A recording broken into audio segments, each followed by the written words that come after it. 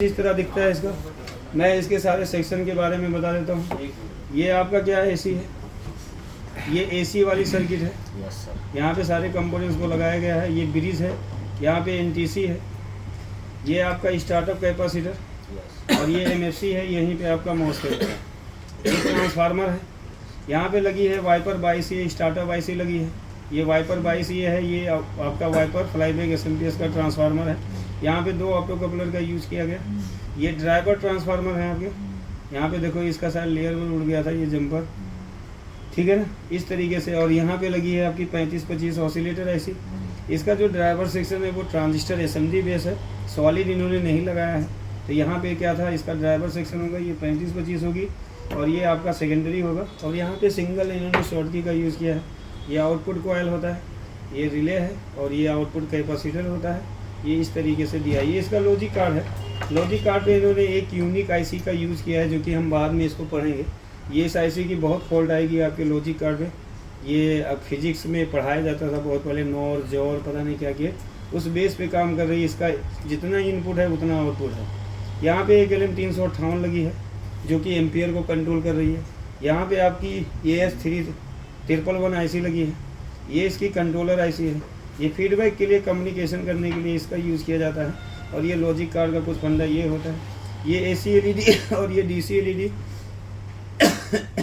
बाकी आपका चार्जिंग के लिए सारा चीज़ होता है, ठीक है ना जी। अगवा से ऐसे है, पिछवा से ऐसे है। भक्त तेरे को खांसी आ गई, जंबर को निकाल दो जी, महाराज निकालो। आज चलो तुम बैठे हो, शांति से बैठे हो। देखो यहाँ पे देखो ऑप्टो कपलर, ये AC सेंसिंग वाला है। यहाँ पे ध्यान से देखोगे AC सेंसिंग वाला ऑप्टो कपलर ये है। ये आउटपुट का फीडबैक है, जो आउटपुट जब एसएमपीएस काम करेगा आउटपुट देगा। ये ड्राइवर ट्रांजिस्टर है, एक ड्राइवर ये है, एक ड्राइवर ये है। ये 35-25 है। ये LM358, यहाँ पे 2 LM358 का यूज़ किया गया। एक एम्पियर को कंट्रोल कर रही है, एक तुम्हारे चार्जिंग आउटपुट्स के द्वारा कंट्रोल होगी। यहाँ पे ये दिया हुआ है और ये ड्राइवर सेक्शन भी है। ये इसका बैटरी का प्लस होता है, ये बैटरी का माइनस है, ठीक है ना। यहाँ पे देखेंगे तो जब चार्जिंग आउटपुट होता है, मैंने बताया था कि सेंसिंग, ये DC को 2 तरीके से सेंस करेगा। आप यहाँ पे देखेंगे जैसे ही ये कॉइल होता है, चार्जिंग आउटपुट होता है, तो यहाँ पे एक रजिस्टर लगा है, एक रजिस्टर का ये टर्मिनल, और ये सप्लाई यहाँ पे पास कर देता है रिले स्विच यानी पॉजिटिव पे। और यहाँ से डायोड, डायोड से रजिस्टर, रजिस्टर से होते हुए सेंसिंग वोल्टेज जाता है। क्या जाता है? अरे मेरा कोरियर आ गया। इसका ग्राउंड सप्लाई बहुत इंपॉर्टेंस है। यहाँ पे देखो ग्राउंड सप्लाई, जब तक ग्राउंड नहीं, अब ध्यान से अगर देखोगे ना तो यहाँ से एक लाइन मारा है। ये अगर गलती से इसको ग्राउंड नहीं मिलेगा, क्योंकि यहाँ पे क्या होता है, जब ये ट्रांसफार्मर ये एक छड़ के लिए काम करता है, स्टार्टअप कैपेसिटर वर्क करवाता है इसको, तो फर्स्ट मॉसफेट का गेट चालू हो जाता है, तो यहाँ पे AC आ जाता है और यहाँ पे AC पास करके उसको DC बना दिया जाता है। और वही सेंसिंग वोल्टेज कहाँ पे गया? कंट्रोलर को। इससे मिला तो यहाँ पे पहले आपको कम वोल्टेज मिलेगा DC सेंसिंग 1.6 के करीब। जब बैटरी लगाओगे तो डबल स्विचिंग यानी वोल्टेज लेवल बढ़ जाएगा इसका। तो पहले ये सेंस कर लेती है कि हाँ यार हमारा प्राइमरी सर्किट काम कर गया, यानी स्टार्टअप सर्किट काम कर गया, अब हमें 35-25 को चालू करना है। तभी वो क्या करेगा, पिन नंबर 10 को लो करेगा, वरना कभी भी इसका पिन नंबर 10 लो नहीं होता। और ये चार्जर को लगाओगे AC जलता रहेगा, जबकि इसकी खासियत है AC सप्लाई देते ही दोनों LED ऑन होनी चाहिए, क्योंकि यहाँ से DC सेंसिंग गया ना, ऑन हो जाना चाहिए।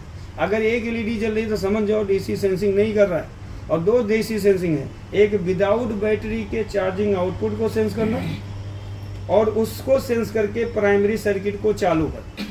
दूसरा DC सेंसिंग है कि जब DC सेंसिंग वोल्टेज बढ़ेगा, क्योंकि चार्जिंग आउटपुट आएगा तो बढ़ेगा ना, तो जब बढ़ेगा तो वो क्या करेगा, रिले को चालू करेगा। और रिले जब चालू होगा, इसका फीडबैक लेके वो क्या करेगा, फैन को चालू करेगा, तभी इस चार्जर को चार्जिंग मोड में लेके जाएगा, वरना नहीं जाएगा। ये इसका कॉन्सेप्ट प्रिंसिपल है यहाँ पे। तो ग्राउंड सप्लाई बहुत इंपॉर्टेंस है।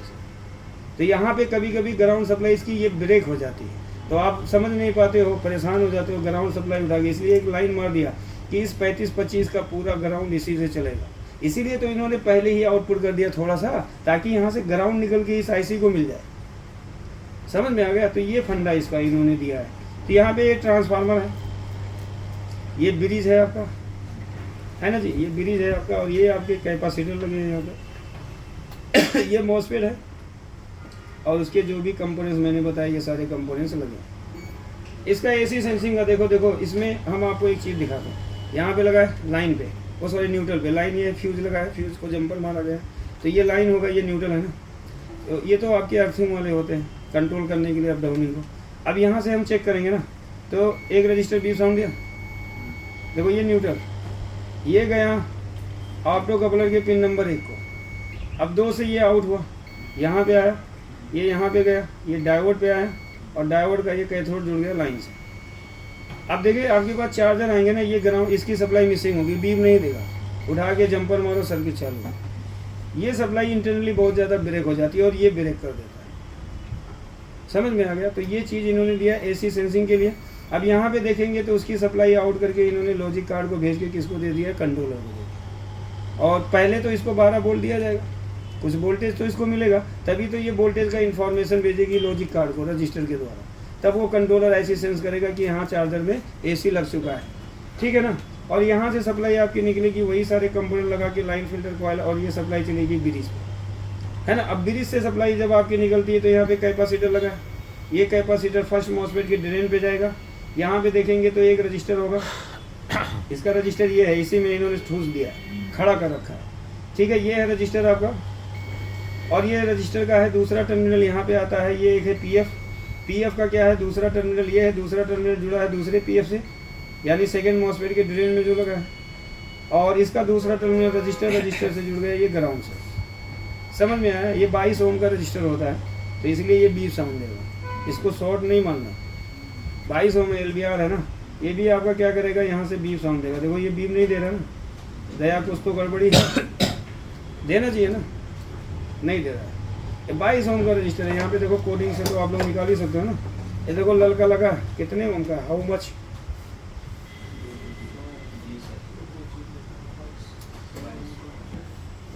ठीक है ना।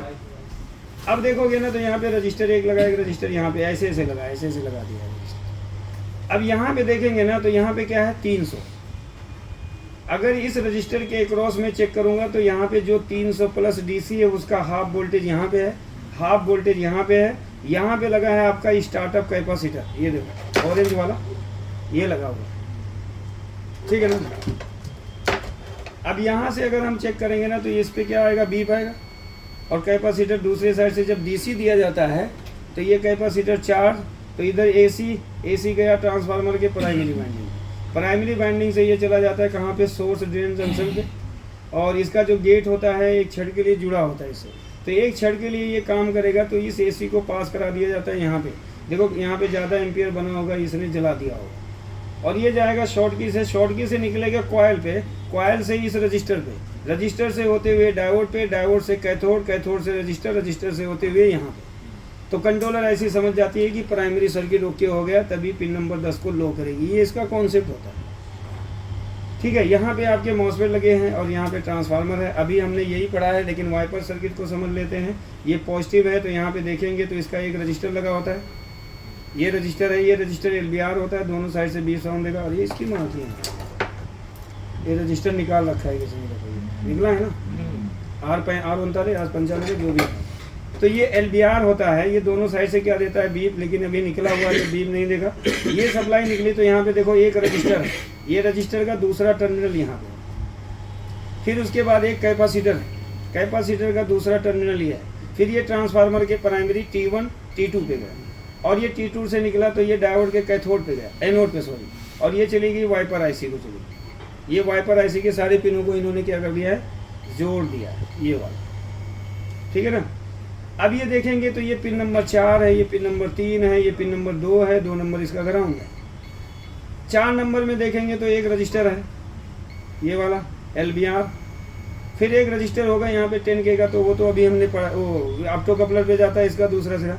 यही सप्लाई देखेंगे तो यहाँ पे लगा है एक डायोड, और ये डायोड का क्या है, एनोड किससे जुड़ा होगा, फीडबैक वाइंडिंग से, ये पास करेगा, ये वोल्टेज यहाँ पे आएगा, यहाँ पे लगा एक पोलराइज कैपेसिटर, तो उसको प्योर DC करेगा, इस रजिस्टर पे जाएगा, ये रजिस्टर से कहाँ पे आएगा, यहाँ पे पिन नंबर 4 पे, और इस IC को वोल्टेज मिलेगा, ये IC चालू, ठीक है ना। तो ये इस तरीके से दिया है। बाकी यहाँ पे देखेंगे एक रजिस्टर लगा होता है 10K का, इसका दूसरा टर्मिनल जुड़ा होता है ऑप्टो कपलर के पिन नंबर 4 से, कलेक्टर पे, और पिन नंबर 3 इसका किससे जुड़ा होता है, इसके 3 से डायरेक्ट जुड़ा होता है। वैसे एक कैपेसिटर लगा देता है, ये लगा है ना, ये कैपेसिटर है, तो ये इससे डायरेक्ट जुड़ा होता है।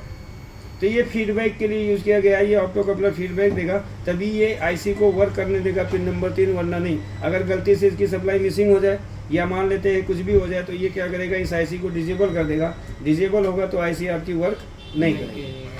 अब देखो इसके सेकेंडरी से जो वोल्टेज आउट होंगे, तो यहाँ पे है एक डायोड, ये डायोड का है दूसरा टर्मिनल यानी कैथोड। ये देखो खड़ा हो रहा है, ये खड़ा है, D39 है ना ये, और ये कैपेसिटर है, दिख रहा है ना, और एक डायोड ये है आपको, ठीक है ना। तो ये डायोड के कैथोड में लगा होगा एक पोलराइज कैपेसिटर, ये पॉजिटिव टर्मिनल, ये इसका नेगेटिव टर्मिनल होगा, ठीक है। तो ये यहाँ पे आ गया 12 वोल्ट। 12 वोल्ट के बाद क्या करेगा, यहाँ पे लगा होता है एक डायोड जो लेटा हुआ है, ये डायोड का एनोड, ये डायोड का कैथोड है। अब कैथोड से देखेंगे तो इन दोनों ट्रांजिस्टर के कलेक्टर पे जाएगा, एक के इस पे गया, अरे ये इस पे आया, और ये एक ट्रांजिस्टर के कलेक्टर पे चला जाएगा, और यही सप्लाई चली जाएगी पिन नंबर 13 और 15 को। तो ये 15 होगा, ये पिन नंबर 13 होगा इसका, इसको BCC मिल जाएगा। यहाँ पे फैन के टर्मिनल हो गए तो फैन को डायरेक्ट दे दिया जाएगा। अब यहाँ पे फैन को इन्होंने अलग तरीके से काम करा है, 12 वोल्ट देंगे तो ये 11.8 वोल्टेज पास कर देगा इसके नेगेटिव को। जब तक इसका नेगेटिव रहेगा ये फैन कभी चलने नहीं देगा। फैन को हमें क्या करना होगा, नेगेटिव करना होगा। नेगेटिव कौन करेगा, ड्राइव सिग्नल करेगा। तो ये भी आपका वोल्टेज यहाँ पे चला गया ना 12 वोल्ट। यहाँ पे है रिले कॉयल, देखो रिले का कॉयल टर्मिनल इन्होंने छोटा कर दिया, ये देखो है ना। तो एक टर्मिनल पे क्या देगा, ये 20 ओम देगा। ये रिले कॉयल है, देखो कॉयल में लगा होगा डायोड का कैथोड, और डायोड का एनोड जुड़ा होगा कॉयल के दूसरे टर्मिनल पे। ये टर्मिनल जुड़ा होगा इस ट्रांजिस्टर से जुड़ा होगा, ये ट्रांजिस्टर लगा होता है जो इसको और मैग्नेटिक फील्ड में कन्वर्ट कराएगा। तब ये टर्मिनल क्या होगा, इससे जुड़ेगा, और ये बैटरी के पॉजिटिव से जुड़ा है, इसको वोल्टेज मिलेगा। यही 12 वोल्ट की सप्लाई देखेंगे तो इसके पिन नंबर 8 को जाएगा, LM358 है यहाँ पे, ठीक है। और यही 12 वोल्ट की सप्लाई कहाँ पे चली जाएगी, लॉजिक कार्ड पे यहाँ पे कहीं दिया होगा, जहाँ पे आईसी लगी है ये वाली, इस आईसी को चला जाएगा। यहाँ पे ये चबूतरा उल्टा लगा दिया, हाँ ये वाली आईसी है, इसको मिलेगा ये 3.3, इसको डायरेक्ट भेज देगा और आईसी आपकी क्या होगी, चालू हो जाएगी, ठीक है ना। अब चालू होते ही सबसे पहले एसी को सेंस करेगा, एसी को सेंस करेगा, फिर डीसी को करेगा, तभी ये क्या करेगी, कंट्रोलर है वो 3525 के पिन नंबर 10 को लो करती है, ठीक है ना। तो ये इसका सर्किट है। अब बताइए इसमें किसी को कोई कन्फ्यूजन, कोई डाउट? हाँ, वो ड्राइवर ट्रांसफार्मर है, और इनसे होते हुए दोनों मॉसफेट के गेट पे जाएगी। अप्लाई दिया, स्टार्टअप कैपेसिटर काम किया, तो यहाँ पे एसी दिया, एसी कहाँ जाएगा, गेट पे, क्योंकि डैक डायोड लगा होता है, डैक डायोड के द्वारा इनका गेट सोर्स जुड़ा होता है। तो एक क्षण के लिए काम करेगा, ये कुछ वोल्टेज पास करेगा, तो यहाँ पे डबल वोल्टेज, तो यहाँ पे कुछ क्षण के लिए आपका क्या बनेगा, एसी, यहाँ पे एक एसी पास कर दिया गया, और ये एसी लगभग 46 वोल्ट या 48 वोल्ट के करीब ये वोल्टेज होगा, आप चेक करोगे, या 30 भी हो सकता है, वो डिपेंड करता है कि कितना पास कर रहा है। ये गया शॉर्टकी को, शॉर्टकी ने क्या किया, pure unpure DC, unpure DC किसको दिया, कॉयल को। अब कॉयल को जैसे गया तो यहाँ पे देखो रजिस्टर लगा है, रजिस्टर का एक टर्मिनल इस पे आएगा कि नहीं आएगा, रजिस्टर तो पास करेगा। ये वोल्टेज भेज दिया रिले के दूसरे टर्मिनल पे, ये रिले का दूसरा टर्मिनल है, ये रिले है, तो ये किससे जुड़ा होगा, बैटरी के पॉजिटिव से। तो यही वोल्टेज गया डायोड के एनोड पे, कैथोड पे, रजिस्टर से इसके कार्ड पे।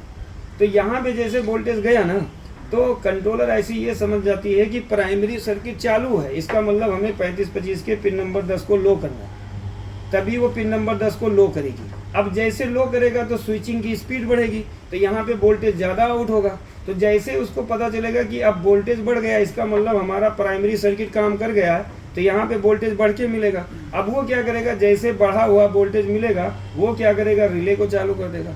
अब रिले को जब कनेक्ट करेगा तो थोड़ा सा और वोल्टेज बढ़ेगा, फिर वो समझ जाएगा कि रिले भी कनेक्ट हो गया, और वो फैन को क्या कर देगा, ट्रिगर कर देगा, और फैन यहाँ पे चलना शुरू हो जाएगा, और चार्जर को चार्जिंग मोड में ले जाके खड़ा कर देगा। ये इसका प्रिंसिपल है, ये पहले ही आउटपुट दे देता है एक क्षण के लिए। डैक डाइवर्ट थोड़ी है, डैक बोला था आपने। हाँ, डैक डाइवर्ट ये है ना, मॉसफेट के गेट में हमेशा तुम्हें डैक डायोड, ये है ना, यहाँ पे देखोगे ना, ये डैक डायोड लगे, टीवीएस डायोड, ये अच्छा, दोनों के गेट का यहाँ पे लगा। ये ट्रांसफार्मर है ना, सेकेंडरी है ना, तो ये जब पास करेगा तो डैक डायोड से होते हुए वो जो एसएमडी रजिस्टर लगाएगी, ये देखो डैक डायोड का टर्मिनल होगा, और यहाँ पे देखो ये डैग डायोड होते हैं। और अगर इसको चेक करोगे ना मॉस्फेटवा का, तो मॉस्फेटवा खुद ही बताता है कि हमारे में डैग लगा है यार। ये देखो डायोडवा पे सेट किए और गेटवा को चेक करो, 20 देखो 25-24 दिखाया, तो हम शॉर्ट, तो इसको बोलेंगे यार ये तो शॉर्ट है। ये सोर्स और गेट इनका जुड़ा होता है डैग डायोड की वजह से, इसीलिए तो ये एक क्षण के लिए ये काम करता है और ये सेकेंडरी में वोल्टेज पास कराए। अगर गेट इसका नहीं जुड़ा होता तो ये कभी काम नहीं करेगा जब तक इसको प्रॉपर नहीं चालू किया जाएगा। इसलिए तो स्टार्टअप कैपेसिटर यूज किया गया। जब ये पास करेगा, ये इधर से पास किया, देखो गेट इसी से जुड़ा हुआ, देख लो, लेकिन एक रेजिस्टेंस दिखा रहा है क्योंकि डैग डायोड और यहाँ पे रजिस्टर लगा है, उसका रेजिस्टेंस दिखा रहा है। लेकिन बीप देगा, आप चेक करोगे तो बीप ही आएगा, आपको लगेगा यार ये तो शॉर्ट है, लेकिन वैल्यू दिखा रहा है ना 15, ये भी दिखा रहा है 15 दिखा रहा है ना, तो ये शॉर्ट नहीं है, डैग डायोड इनका लगा है, इसलिए इनका गेट इनका सोर्स जुड़ा होता है।